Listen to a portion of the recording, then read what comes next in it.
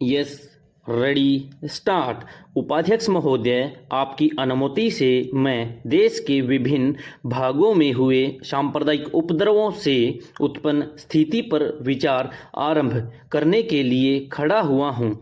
मैं आज कुछ साफ साफ बातें कहना चाहता हूँ। अब चिकनी चुपड़ी बातें करने का वक्त नहीं रहा। परिस्थिति गंभीर है। देश की एकता दांव पर लगी है। सांप्रदायिकता के ज्वर में राष्ट्र की नौका डगमगा रही है। पानी हमारे सिर तक पहुंच गया है। आवश्यकता है कि हम सारी परिस्थितियों पर गंभीरता से सोचें और इस स्पष्टवादिता का आश्रय लेकर अपने विचार सदन के सामने रखें। उपाध्यक्ष महोदय, यह एक संयोग है कि भिवांडी महाराष्ट्र में है। भारत के किसी भी नगर में भिवांडी हो सकता है। किसी भी सरकार के अंतर्गत सांप्रदायिकता का दावानल फूट सकता है। जब बिहार में राष्ट्रपति का शासन था तब भी वहां 70 के करीब सांप्रदायिक दंगे हुए थे।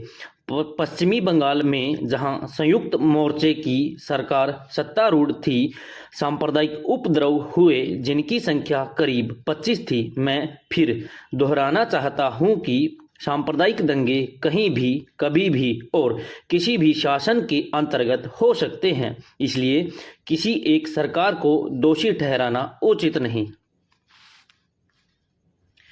गुजरात में सरकार ने भूलें की थीं, उनकी ओर हमने अपनी उंगली उठाई थी, और भिवंडी में महाराष्ट्र सरकार ने जो गलतियां की हैं उनका भी हम इस सदन में उल्लेख करेंगे।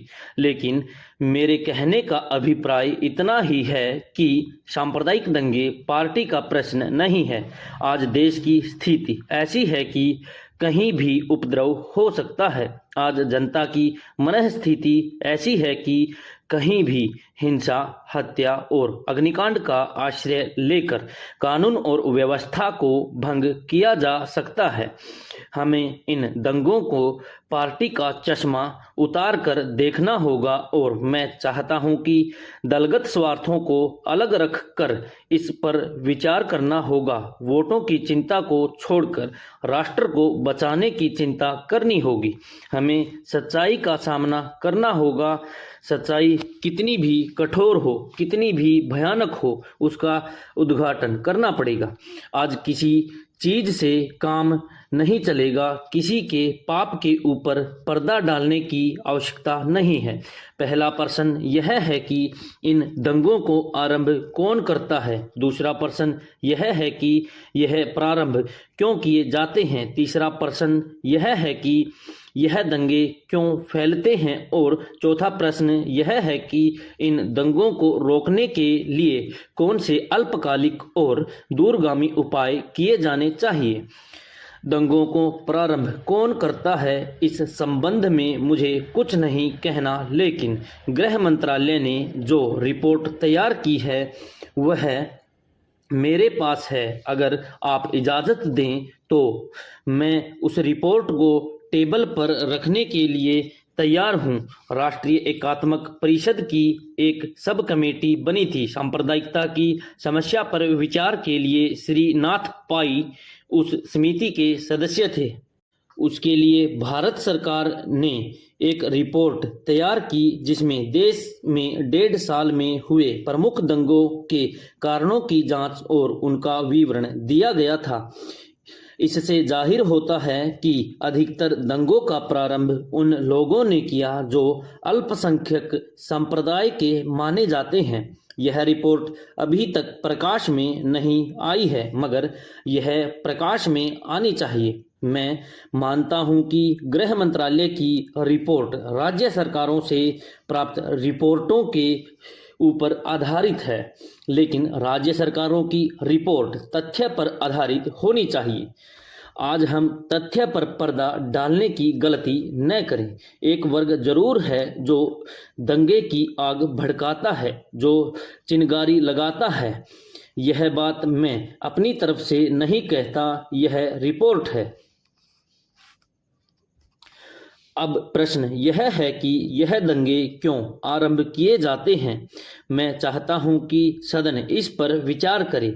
मैं अभी तक किसी परिणाम पर नहीं पहुंचा हूं।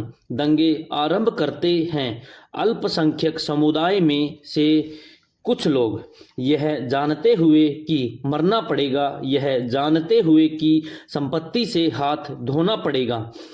इन दंगों के आरंभ करने के 3 कारण दिखाई पड़ते हैं। एक कारण तो यह हो सकता है कि हमारे अल्पसंख्यक भाई इस नतीजे पर पहुंच गए हैं कि अब हिंदुस्तान में उनके लिए कोई जगह नहीं है। जिंदा रहने से अच्छा है कि वे लड़ते लड़ते मर जाएं। एक कारण यह हो सकता है। दूसरा कारण यह हो सकता है कि अल्पसंख्यक भाइयों में से कुछ लोग ऐसे हैं जो बाहरी देशों से संबंध रखते हैं, जो उनके इशारे पर दंगे करते हैं। विदेशी ताकतें हमें बदनाम करना चाहती है।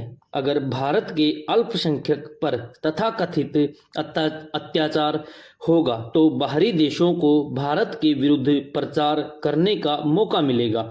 और तीसरा तथा सबसे महत्वपूर्ण कारण जो मालूम होता है वह यह है कि अल्पसंख्यकों के कुछ नेता नहीं चाहते कि वे अपने को राष्ट्रीय जीवन की मुख्य धारा का अंग बनाएं। वह नहीं चाहते कि वे राजनैतिक विचारधारा के आधार पर अलग अलग दलों में जाएं। हमें इन कारणों पर विचार करना पड़ेगा। विराम समाप्त।